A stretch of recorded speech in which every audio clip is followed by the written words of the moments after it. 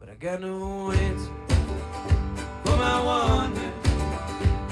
In loneliness I stay to ponder, lonely drinking, slowly sinking. A million miles from you, what was I thinking? Hope it's not too late to roll to you. Rest upon your breast.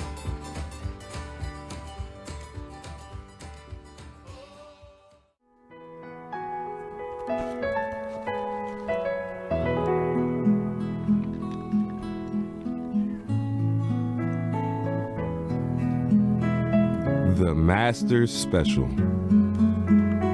The special about past tournament history, upcoming underdogs, past tournament moments, and future locks for the one and only Tournament of Tournaments. Masters. The Masters. Masters.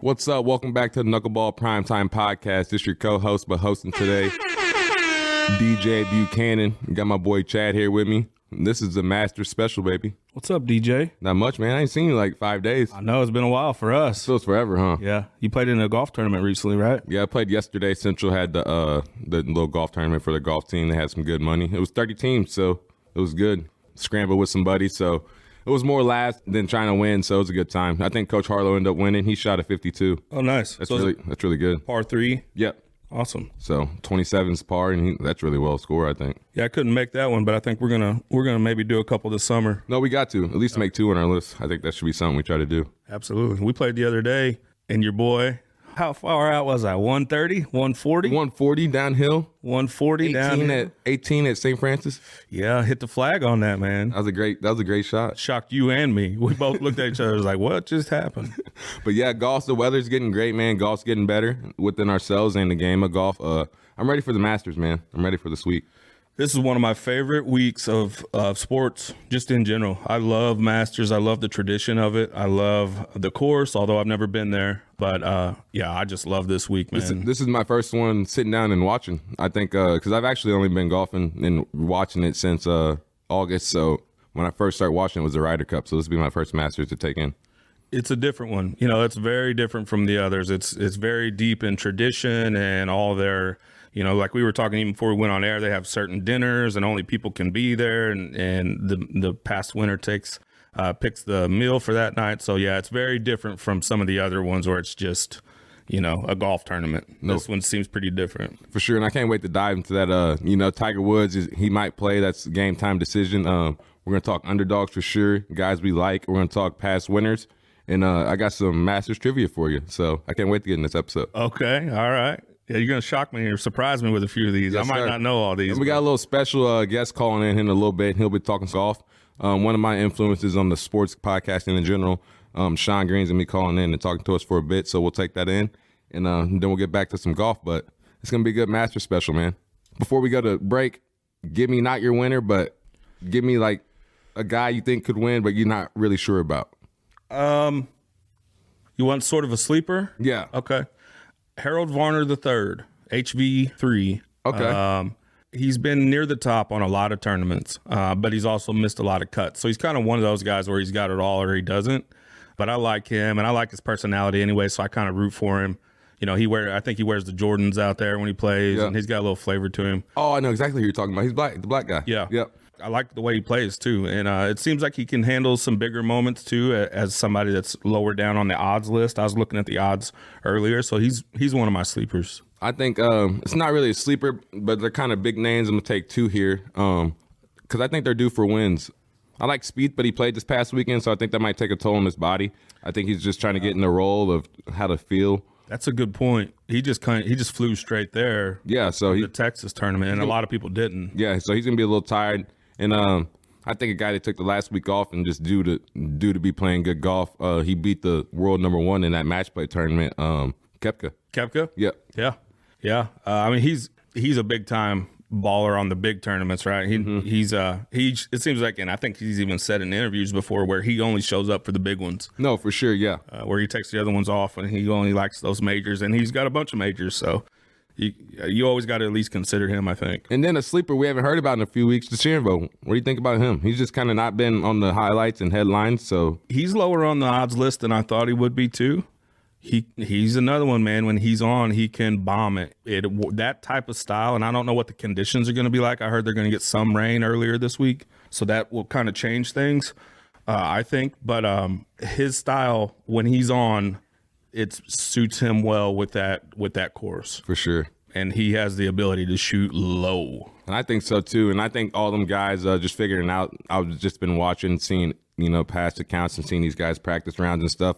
I think Bryson really buys into them early rounds and setting it up, and I think he's due for a good round. I think them three names, Spieth, Koepka, and DeChambeau, I think they'll be up there, but I'm not really sure who's going to win it. And that's just a start. And we got a lot more Masters to talk about, man. Do you want my actual picks? Or no, not yet. Not yet. Yeah, we're going to hold off. Just a little warm-up, you know what I mean? All right.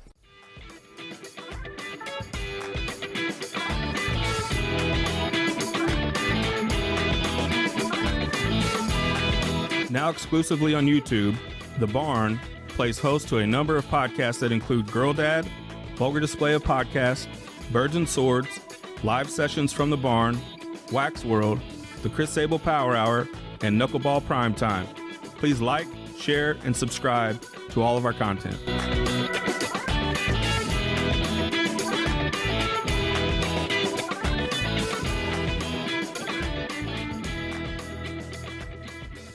Sean stacking the money green.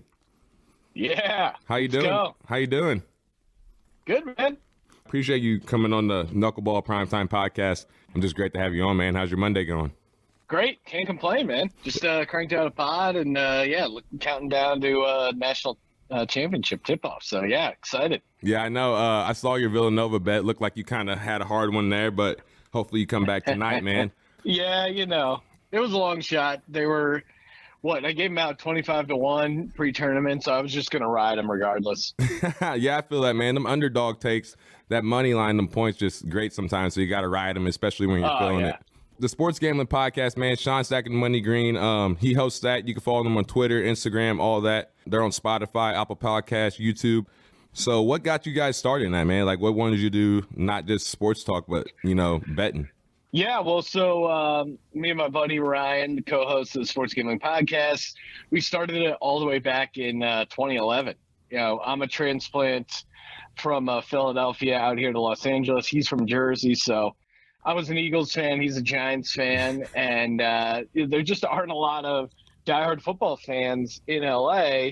And we loved watching the games. We ended up hanging out a bunch, watching games all day, and talking about gambling, and then just kind of hit us like, hey, why isn't this a podcast? So it just emerged from us hanging out, having a conversation about who we liked that week, and then 7 years later, launched the Sports Gambling Podcast Network. We got 15 different shows going. We got the SGPN app. So yeah, it's really blown up, but yeah, it was slow treading there early on. I feel that for sure. I got my boy Chad here, and we got you on the Master Special, so we might turn into some golf a little bit. Chad, you got a question for Sean? Sean, how's it going, man? I'm a big fan of your stuff. I love what you guys are doing. Thanks, man. Appreciate it. I read your article today on your golfing podcast or your golf gambling podcast, and where you guys broke down the course and the odds and all that, and I really thought that was great stuff. Yeah, I mean, that was our writer, Steve Shermer. He's one of the sharpest golf guys I know out there. He's the co-host of the Golf Gambling Podcast. But, yeah, man, if you want a deep dive on golf, if you're going to go hard in the Masters, you got to check out his show for sure. We're going to be doing a golf special on Sports Gambling Podcast as well, taping that tomorrow. Get you ready for the Masters. Yeah, absolutely.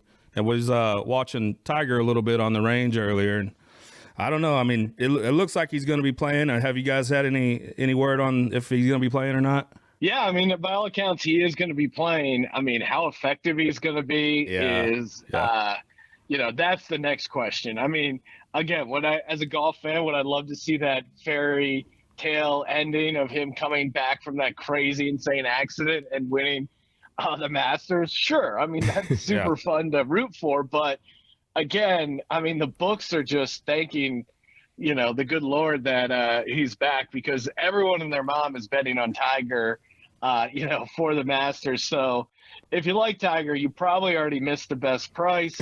But like fading Tiger, I think could be a profitable strategy this Masters. You know how people just love that storyline though, and I feel like you catch some bettors that way, where they just betting with their heart instead of their mind. I mean, I even watching him on the range earlier, it was the first time I've seen Tiger, and he looked old.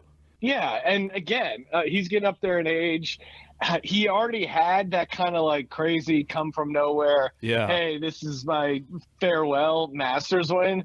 That accident was so brutal. Like especially you have to walk all 72 rounds. Like, well, they said he makes the cut, or 72 holes. Well, they said they might make an exception for Tiger having a cart. So Tiger with a cart, I think people could be in trouble. No way, not at the Masters. They won't. No, he's got to walk that. The Masters. They're not bending the rules for anyone. No. At the Masters, man. They're just they're not super up to date with new rules or new ways of looking at stuff at the Masters.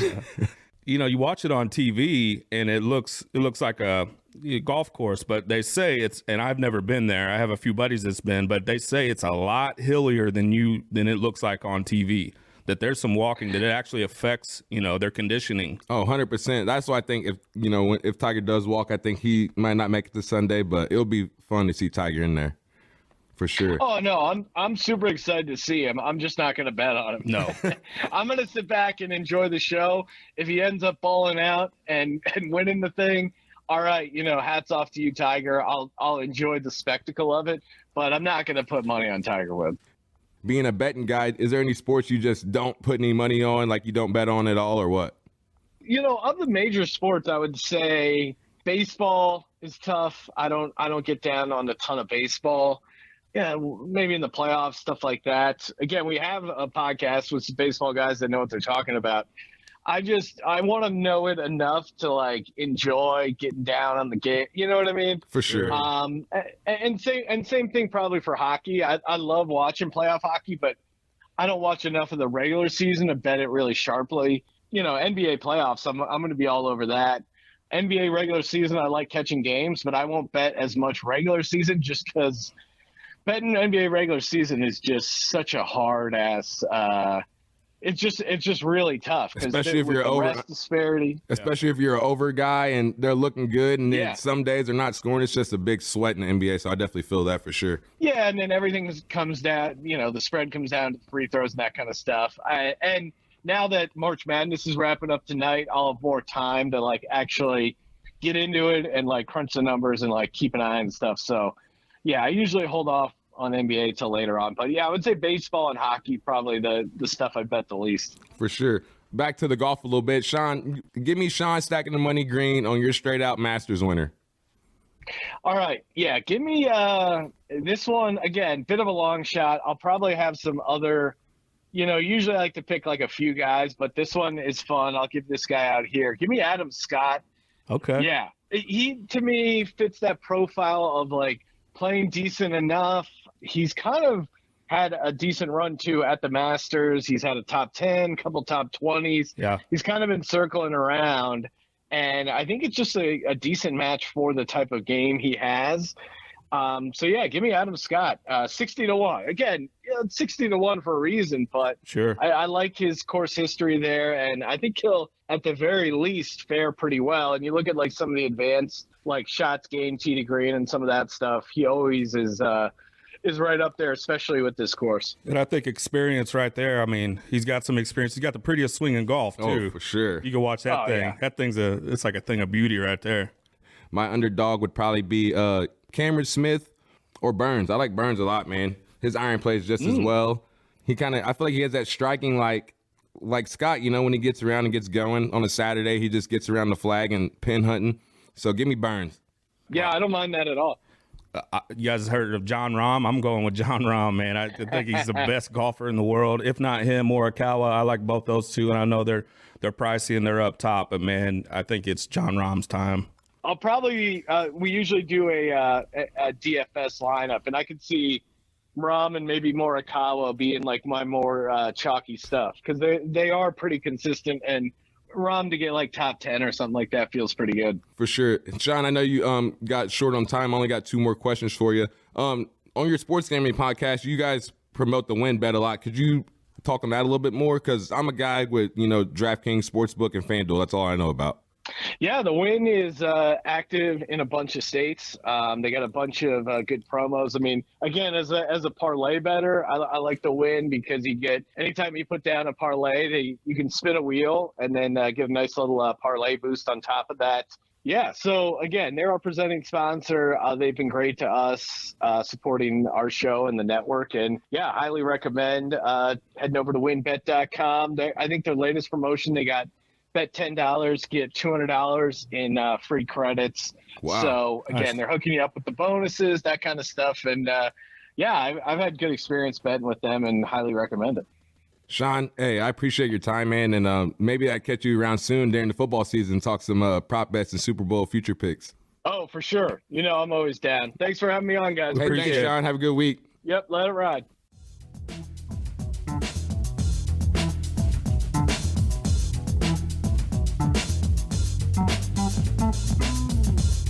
Hey, this is Chad from The Barn, and this video is brought to you by Reynolds Landscaping and Lawn Care. Contact Shane Reynolds at 573-516-2387 today for a free bid and to schedule your projects. Retaining walls, paving stone patios and walkways, fire pits, mulch, rock, flower beds, install drains, cutting yards, and more. Contact Shane Reynolds at Reynolds Landscaping and Lawn Care at 573-516-2387 for a free bid and to schedule your projects.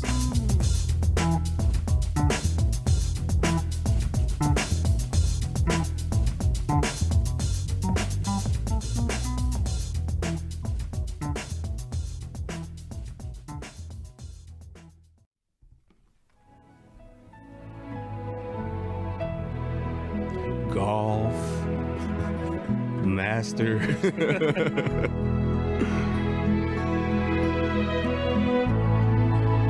You want to just go? Yep, I'm ready. Hold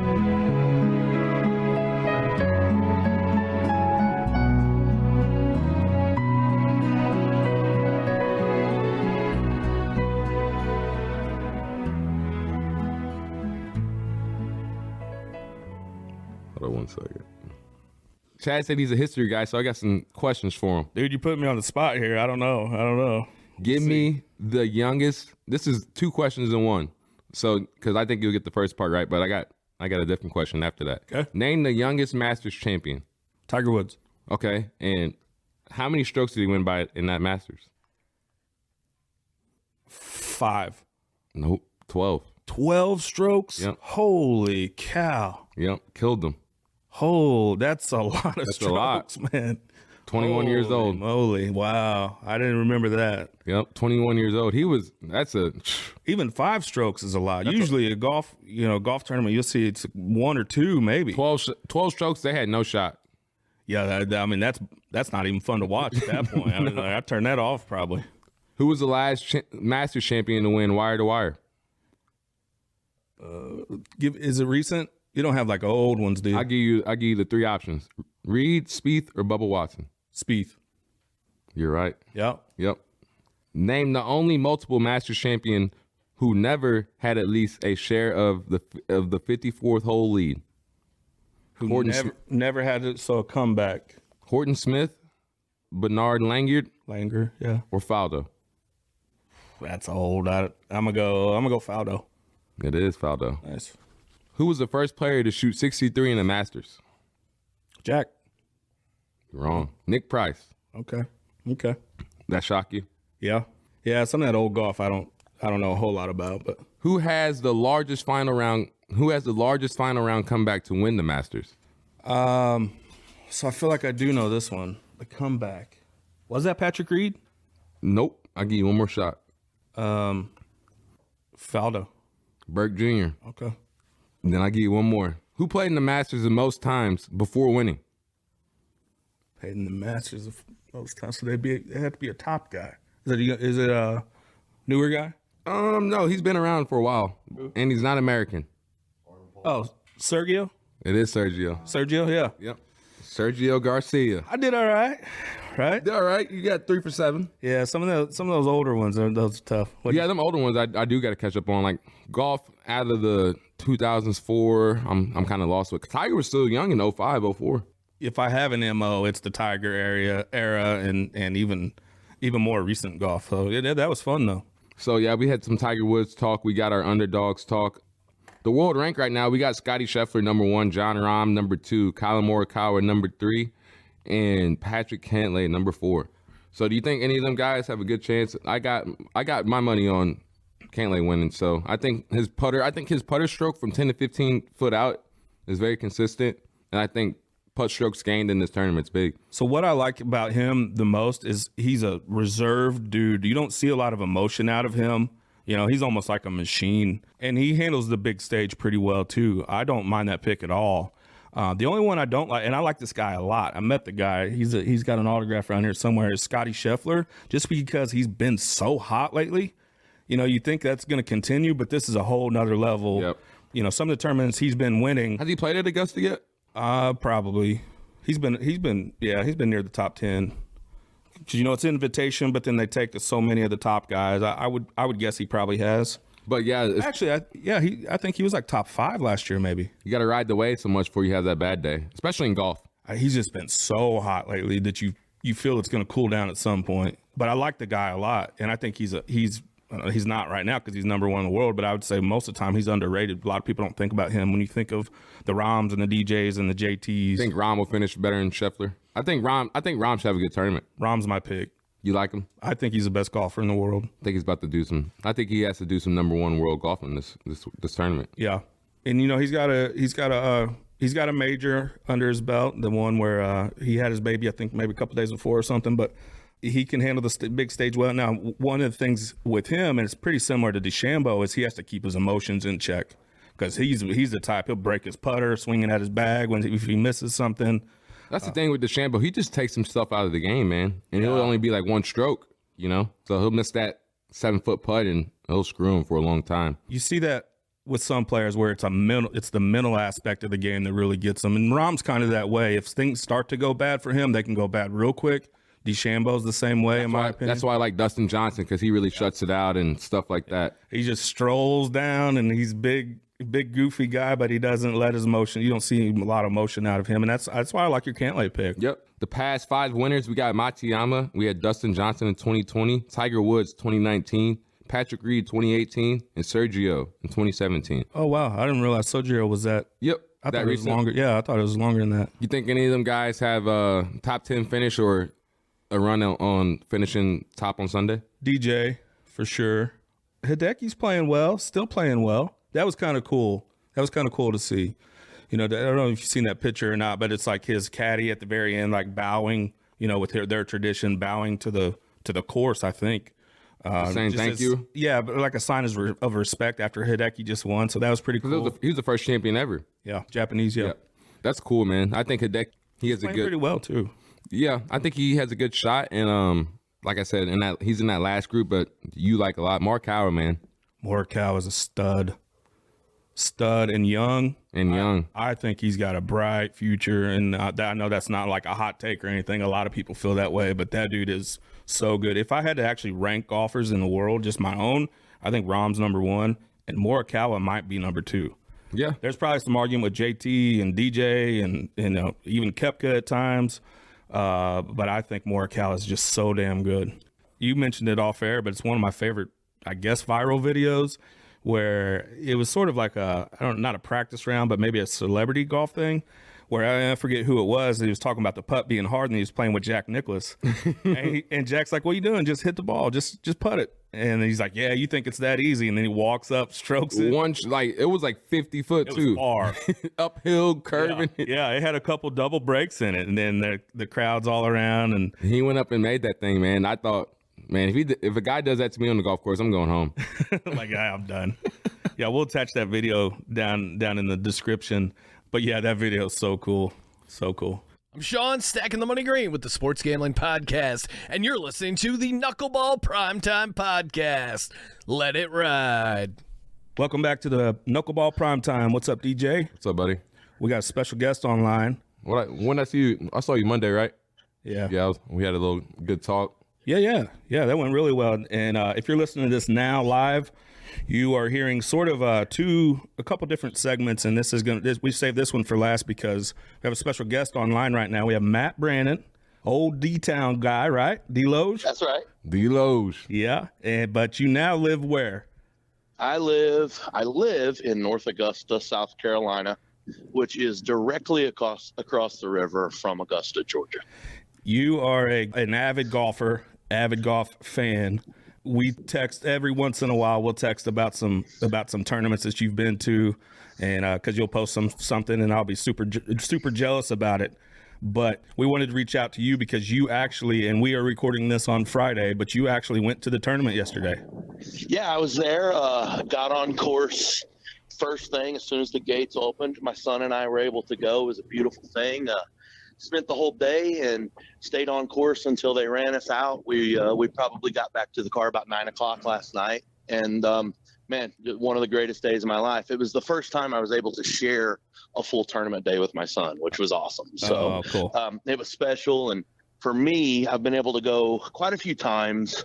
I've been lucky since I've lived here for the last 13 years, but yesterday was an amazing thing. Could you put into one word how it is when them gates open, especially at the Masters? They make you walk, right? Like you can't even run. No, you can't, or you'll get stopped. Yeah, and if a green jacket sees you running, you might get removed. They're pretty strict about stuff down there. They like their tradition, right? So they want to keep it a certain way. Right. Crazy is last year, like I was lucky enough to go to the PGA last year at Kiowa Island, which is about 2.5 hours from me. But my main golf experience has been at Augusta National as far as going to pro events. Wow. And I had no idea like exactly how loose other golf tournaments were. As opposed when I'm looking around and this is like the worst way to put it, but like I look around at Kiowa and I see denim. What the hell is this? Like, why is not everyone in golf attire and why is everyone's phones out? I know you as a not only an avid golf fan, but you're an avid sports fan. Absolutely. The older I've gotten, the more that golf is my number one sport to watch live. I absolutely love watching golf live more than any other sport. I'm telling you, whether it's the Champions Tour, whether it's LPGA, whether it's Korn Ferry Tour, if golf is on television, we're watching it at my house. We love it. We live the lifestyle. You know, my wife gets on to me because she says I have like 32 mini golf shirts in my closet, you know, which for people that know me at home are like, this guy wears a collar now. But, you know, it's a crazy thing. But it's become our life. And I'll tell you, it really started for me. And I played golf a lot at home when I was living in Deloge. And I loved golf and we played. Wasn't very good, but loved to play. But what came to me as a baseball coach was it was something that my son and I could share. Yeah. So when he would come down and he would visit, we would go play. And I was like, well, hell, him and I can play golf and I'm not jumping his ass about baseball. So it really became like this fantastic hobby that my son and I shared. And then a couple of years ago, I decided I quit coaching and took up athletic administration. And I'm an assistant AD now, but and a teacher still. But like then my son was like, you know what? I'm done with baseball. I want to play golf. Mm-hmm. And it's just like this lifestyle has exploded for us. And, you know, being in this area, it's you kind of are thrust into it anyway. Yeah. Because, you know, it's the golf capital of the world for a week for sure. But it's kind of the golf capital of the world always, because you could throw a stone to a golf course no matter where you're standing in the CSRA, which is kind of cool. That is cool. I'm glad you said that about you and your son, because I've only been golfing about 8 months, but to me, to really get to love golf and appreciate it, I had to take that first time of really golfing 18 with my dad. And, you know, we both sucked and, you know, it was just a bunch of laughs and hee-haws, but, you know, you have one of them days in of how great the sport is. You get on your own time and try to get good. So that's how it was with me too. So golf's definitely a humbling game. Well, that's the special thing about it is I always say golf is like, you know how like bowling, anybody can bowl and anybody can have a good time with it. Yeah. That's to me the way golf is. Like you can go out with a group of guys and you got a guy that's a damn one handicap that's just striping everything, and then you got me that's I'm like a 7 right now, and so I can play and I'm okay. And then we can go out with a guy that's a 20 and we're still all just having the best time. You know, it's like bowling to me. If you go out to the golf course and you don't enjoy yourself, then put it away. Maybe play mini golf, I guess. But Yeah. I agree with you. I do think that you can take somebody, because we live maybe a quarter mile from the course, so I play quite a bit. I can take somebody out that doesn't play at all, maybe once or twice a year, and we'll do a scramble or something, or we'll play match play where you can keep people in it. So I think there's alterations that you can make on the game and how you're playing, even with your buddies, that keeps it competitive and keeps it sort of fun for everybody. I tell guys that if they get frustrated with it, throw the scorecard away. Yeah. And just play. Like, the best way for me to say is play a shot. Like the old joke is you'll hit that one good shot and that's what brings you back. Every old timer always says that. Sure. But that's a true statement. Like, you chunk one and you're 30 yards from the green when you're supposed to be on. But at the same time, like, you might hit a chip shot that either rolls in or gets like 2 feet from the hole. Like, okay, well, this is okay. This is fun. Absolutely. Humbling game. It's between the ears. Completely. That's why I like to play by myself. Mm-hmm. A lot of people, well, I can't play golf because it's too stressful. It's a total stress relief for me. Yeah. Like, if you're stressed out while you're out there playing golf, your day-to-day life has to be shit. That is facts. And I'd say you live in a pretty good area for that. So one of my favorite books, I've read several books about golf, but one of my favorite books I've read, and probably my favorite book that I've read about golf is it 7 Days in Augusta? Have you ever read that book?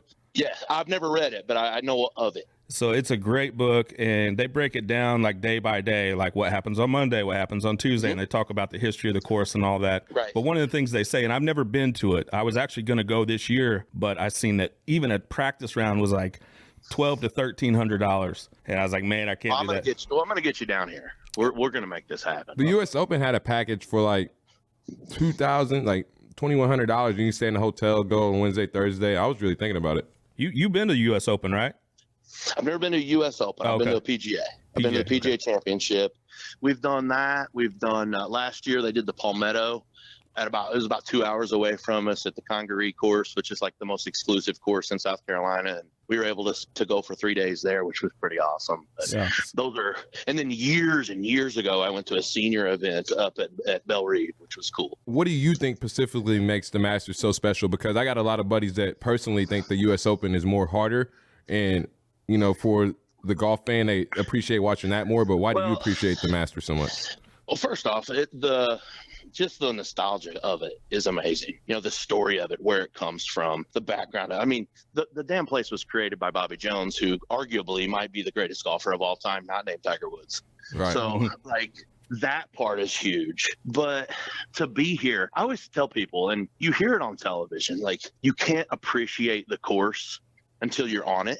And that is so true. Yesterday, my son has been here when he was younger for practice rounds, and I get lucky and always get to go to drive, chip, and putt. But with drive, chip, and putt, you only get like a certain section of the course. Well, yesterday we walked a lot with Tiger, not the whole thing with Tiger, but we did walk the whole course, and we get about midway through, and I look at my 18-year-old kid who's in fantastic shape, and here I am with busted knees and 900 pounds overweight, and I look at him and he's like, "Oh my God, these hills!" Like, you don't understand the elevation changes, like what you see on TV. And the reason you don't is because everything is so perfect.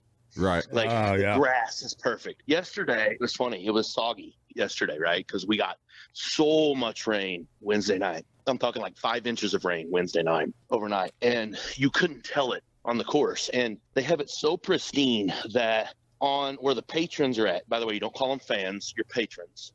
Okay. So where the patrons were at, where they're walking, they put down like a form of kitty litter, right, to soak up all the moisture. Okay. It's painted green. Oh, wow. It's painted green. And if you're over in the pine straw, you're walking on the same stuff, but it's painted brown. So, like, you can't see any difference of it on television. Sandwich bags are green. The sandwich bags are green because of the fact that it matches the grass. Like, it's those little things that you don't understand. And going to a PGA championship, like, it's phenomenal, and you're seeing the best in the world at some of the hardest courses in the world. But it's like, I don't know. To me, the Masters is like golf tournament on steroids. Yeah. Because everything is so absolutely pristine and perfect. Yeah. I guess you look at it like if the World Series were at Busch Stadium every year, we would all think that it was the best. Yeah. I can You know feel what I that. mean? But I feel like that's it. There's a reason that there's Christmas in April, and it's the Masters. And I agree. I don't think there's any other tournament that's comparable. You know, I know the format is different with the U.S. Open and things like that, but to me, it is the epitome of golf. It is golf. Well, that's the thing too, the exclusiveness of it. Yes. Like the number of people that are allowed in. You know, I love the idea that they still honor the amateurs that come in. You're still honored the winners that come in. Although Sandy Lyle probably should stop playing. You know, but he's won it, so he has the right to keep playing, you know. So like that nostalgia of it is so fantastic. But I don't know. For me, living here, and again, I always say, you know, I'm from South St. Louis because people don't understand where Deloge is down here. But like now I'm considered a local, and this whole area changes. You know, now sometimes it's for the bad because the prices go up everywhere, and you know, traffic gets shitty for a week and a half. But at the same time, it's like you see everything change. You know, it's Masters time when everyone has put out their Masters garden flags. You start to see the preppy Southern kids are wearing their Masters vests and their Masters polos now. You know, it just everything shifts. So it is sort of like a Christmas time, like it's a Christmas season. Oh my gosh, the whole idea of what it does to this entire area, and it's called the CSRA down here. It's the Central Savannah River area. Okay. Right. And it's because the Savannah River is what cuts between Georgia and South Carolina. And the whole entire CSRA, it just shifts for a week and a half. Like, it's amazing. There's not one kid in school this week in this whole entire area. No kidding. What? They close them down. This is our spring break every single year. Oh, wow. That's crazy. That is crazy. So, and they mentioned that in the book that I was talking about referencing, is that the whole town pretty much shuts down. People will actually leave and take if they're not going to the tournament, they'll leave and take vacations just to rent out their house or rent out their. Because you can rent out your house for thousands upon thousands of dollars. It's insane. My house isn't big enough to cater to that. Did you catch any of the leader, Scotty Sheffler, yesterday? We got to see him for a little while.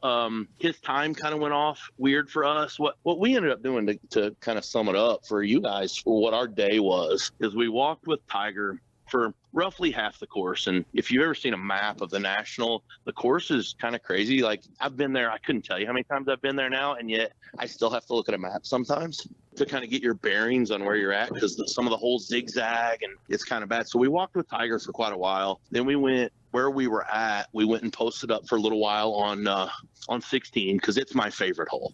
16 is my favorite hole. The par 3 with the lake. Just the Tiger drop-in chip is, to me, the greatest shot of all time. Oh yeah. And the greatest marketing tool Nike has ever had. Oh yeah. But so we did that. We posted up there for a while. Went over to Amen Corner. Hung out there for a while because, I mean, you can see so much if you're in the stands there, which is amazing. Now, sometimes you have to wait to get into the stands at Amen Corner because it's such a popular place. For people that come down that's new, we went over there to 13 and 14. There's a set of stands there, which are really underrated because of how much you can see with the approach shot on 13, the green at 13, the drive and the approach at 14. So we did that, and then ended up walking 15, 16, 17, and we had already set our chairs up on 18, which is one of the cool things too at the Masters, is that no chairs have arms, by the way. So you have to have an armless chair. Most of them are the green Masters chairs, the ones you see on television. But you can get there and just grab your spot and put your chair and leave it. You walk away. Wow. So like, we set our chair yesterday at 8:00 before the honorary tee time went off, before we got to watch Jack and Gary and Tom Watson. So like, we had already had our 18th green spot set, and we were good on that. And then basically you just go. So we did that, and then got back to 18 in enough time to see roughly 6 groups prior to Tiger come up on 18 green, which is my favorite once you're at the end of the day. And then for the rest of the day, we just sat there and watched approach shots and putts on 18, and it was absolutely phenomenal, and shared it with my son. So, you know, it was literally the greatest day of my life outside of my children being born. That's awesome. Yeah. Can you tell us a little bit about the elevation on 18? Is it, you know, when you see it on TV, like we're talking about, it doesn't seem that much, but is it pretty elevated? Is that hill a pretty good size hill? it's gigantic. To explain it to people in the Leadville, it's half a chat dump. Oh my geez. Yeah, I mean, easily that. I mean, you're talking probably, I'd say, and I don't know what it is. I'm guessing off the top of my head, 100 to 150 feet from the valley of the hill to the top of the green. Dang. Jeez. Yeah. That's why you see the mix of what people hit there, because if you shank a driver, you're in the woods on the right or you're in the thin woods on the left. So either way, you're kind of screwed if you shank a driver. So that's why you start to see a lot of guys going 3-wood there. But what ends up happening is you lose your pitch shot, and now you're trying to hit 160 yard shot or 170 yard shot into the hardest green in America. So, and yesterday's pin placement, by the way, was awful. There were no birdies on 18 yesterday until the final group. Matthew Fitzpatrick was the second to last player to play, and he was the first birdie all day long. Dang. Is it sort of like I don't know if they call it like a tabletop green where you're coming up this hill and I know there's some bunkers up there, but I'm guessing it's hard to get to if you're saying there was only one birdie yesterday. Well, here's the thing. It all depends on where you're at. So if you're coming up the hill, if you're a player and you're on your left-hand side, that's your best shot in, because you've basically taken the bunker on the right out of play. For me, I'm probably into the patrons. But like if you're taking that bunker out of play, you can go up and play safe on the top shelf, and you're fine, because then if you do miss, there's only a gradual slope. But if you miss right, like Jordan's shot on 18 yesterday, I mean, he put it within 2 feet, but then his backspin ended up taking him out, and he had like a 32-foot putt. Yeah, we were just talking about that. Is so huge. Yeah, we were just talking about that before we came on air, that he landed it so close and probably felt that it was a good shot, but he's had some spin on it and ended up in a bad spot. The safe spot there is top right, probably, but here again, like tomorrow's pin placement, usually on 18 the pin placements are pretty consistent, so tomorrow's pin placement will change the whole game.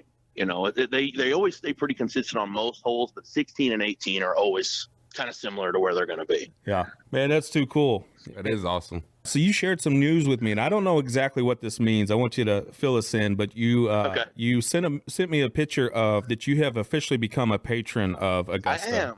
So I am. Can you I don't want everyone down there to know, because I'm probably going to make a lot of friends that weren't my friends for a while. Oh shit! Sorry. No, you're good. No worries. Known me long enough to know that I don't give a fuck. So, so usually since I've lived here, I've been very lucky, and I've made enough friends and good connections that I've always been able to get on at least some. Sometimes badges fall in my lap. Hey, I can't make it today. Do you want to go? Or hey, this company said. And when I was coaching baseball, it was awesome because all the parents want to have you happy. So it was pretty cool. But it's gotten a little harder. Like with COVID, you couldn't hardly get badges at all. So I hadn't been in 2 years. But we got an awesome letter in the mail. I guess it was in December. No, I take that back. It was November. We got a letter in the mail because you can get put on a waiting list to be an actual patron, to where you get all tournament rounds. So we got the letter, and I cried like a baby. We get the letter, and it says that we've been selected off the waiting list. And now I have tournament badges for Thursday through Sunday every year for the rest of our lives. Wow. All I have to do is pay for them. So all I have to do is pay for them, and then I'm in, and everything is cool, and it's an awesome thing. So and I had some great friends from home come down this year, and we've had a really, really good time. And hopefully the new will wear off for some people that want to come down. Yeah. But it'll be an awesome thing. But so from now on, Thursday through Sunday, I have 2 badges every year that are mine forever. You went on Monday of this week, and then yesterday, Thursday, right? We went Sunday. We went Sunday to drive, chip, and putt. And then, caught up with practice rounds and stuff, didn't go live, but then yesterday went. And then now today, got some really good buddies that are there. Some of the people at home will know David Ambrose, who I graduated with, one of my greatest friends of all time. David is there today. Awesome. With our good friend AJ from Kansas City.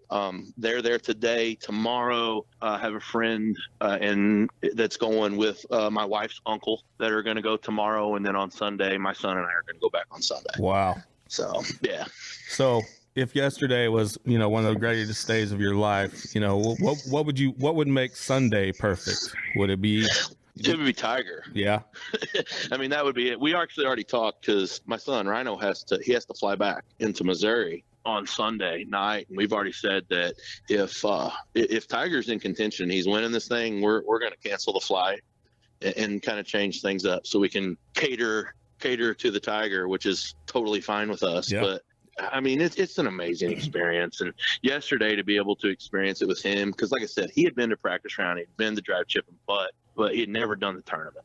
And the timing worked out perfect for us this year, that my first time having patron badges was able to get him down here. But yeah, but man, every day out there, every day at the Nationals, perfect. Do you have a handful of golfers that you like and that you follow and always root for, other than Tiger, obviously? Is there? You know what's crazy is that I like golf. So, you know, there are individual guys that I root for. Obviously, Tiger and I mean, you can't say it too loud around here right now, but since I play left-handed, I've been a Phil Mickelson guy forever. All right. You know, and so even though the Tiger-Phil rivalry, they've always both been my guys. Yeah. You know, these young kids that you watch now, I love the way Sheffler plays. Yeah. You know, honestly, I'm a huge Kevin Na guy, and that's crazy, but the guy's phenomenal. But it's almost like I like them all, except for there's a couple that it's almost more that I don't like. Patrick Reed.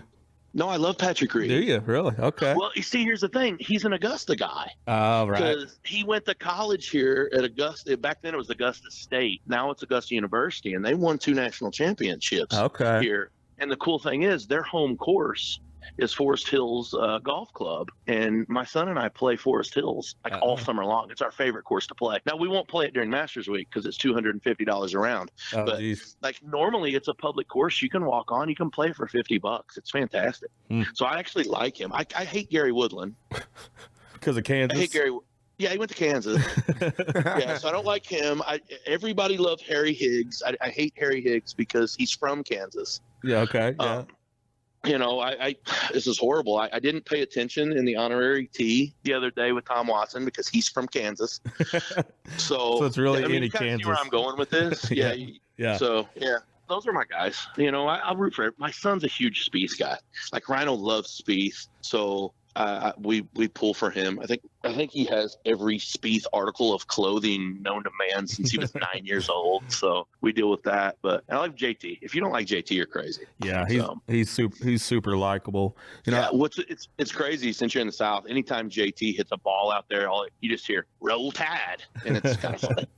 And then Kisner's a local guy too. I'm sure he's a fan He actually favorite. graduated from the high school that I first stared teaching at when I moved neat. down here, South Aiken High School. That And man is gonna I've never got to meet him. I've met his wife. They did some fundraising work with the Children's Hospital and the NICU where Brock was at.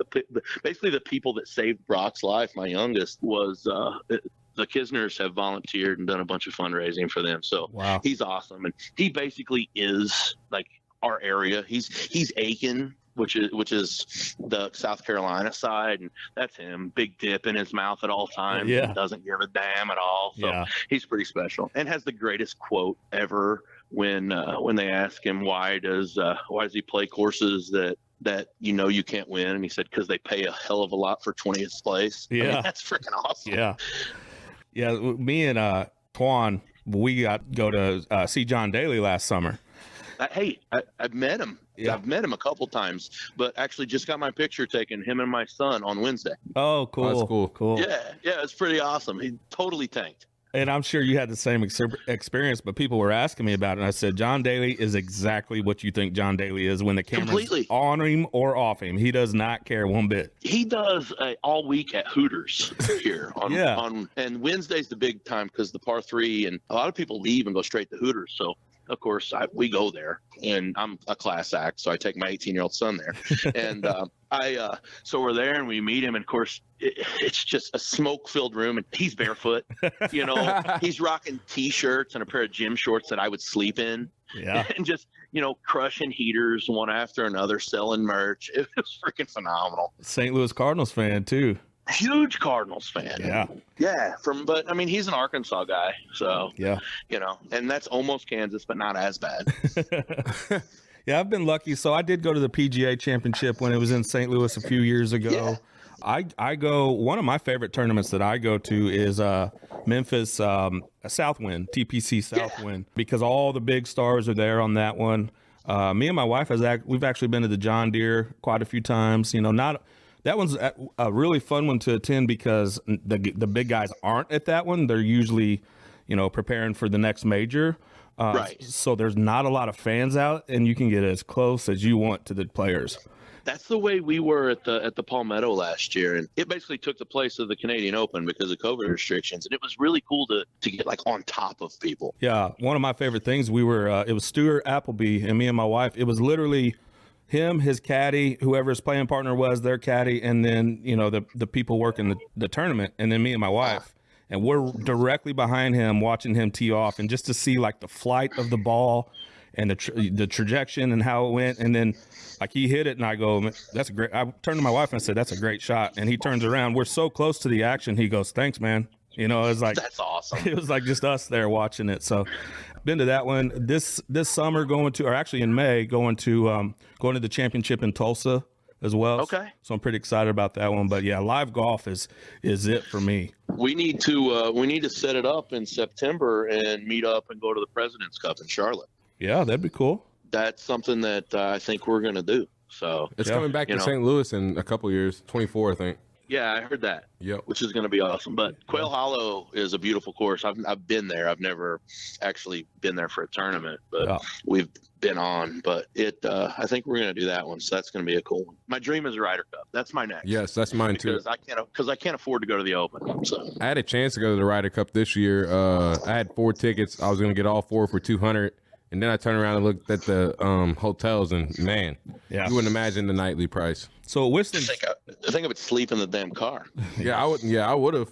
So Whistling Straits, I've actually been to, but I haven't seen the full course, and I haven't played and seen a tournament there. But man, talk about awesome! It is scenic as hell and one of my beautiful. Favorites. Yeah, beautiful. Everything that you see on that place is amazing. Matt Brannon down there, doing his thing at the Masters. We're gonna be looking for you on TV. What color shirt you gonna be wearing on Sunday? I was on 3 times yesterday. I had people text me, and one a former baseball player's parent just paused the TV and took a picture and posted it on Facebook. So yeah. Sunday I'll be wearing light blue with pink azaleas. Okay. All right. We're gonna look for you on Sunday. Do it. I'll be on 18th green, right at the top. If you're looking where the golfers come up, I'll be at the right of the television tower. That's the other thing too, is I actually texted you yesterday and you didn't respond back until like 8 or 9 at night.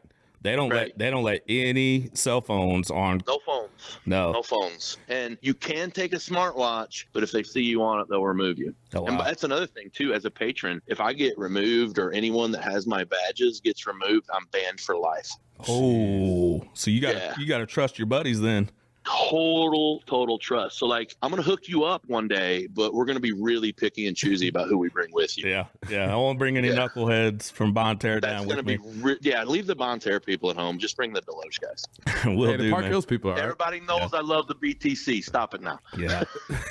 Matt Brannon, Old Town Deloge, you're down there representing now. We appreciate it, man. Thanks for listening to all the podcasts. Thank you, brother Chad.